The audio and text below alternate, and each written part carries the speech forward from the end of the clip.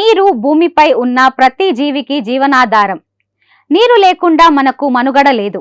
అయినా కూడా చాలా మంది నీటిని వృధా చేస్తుంటారు. అలాంటి వాళ్ళు గురించి పక్కన పెడితే నీటి విలువ తెలిసి నీటిని దైవంలా కొలుస్తారు. తమ నేలపై పరవళ్లు తొక్కుతూ వచ్చే ప్రతి నీటి బొట్టును 2 చేతులెత్తి మొక్కి ప్రజలు గురించి ఇప్పుడు తెలుసుకుందాం. కర్ణాటక, తమిళనాడు మధ్య కావేరీ జలాల వివాదం ఉన్నప్పటికీ కన్నడ గడ్డ నుంచి తమిళ్ నీలపైకి కావేరీ జలాలు వచ్చే సమయంలో తమిళనాడు డెల్టా ప్రాంత ప్రజలు పడే సంతోషం అంతా ఇంత కాదు. వారి ప్రాంతంలోని కాలువల్లోకి కావేరీ జలాలు వస్తుంటే ఎదురెళ్లి మరీ హారతులిస్తారు.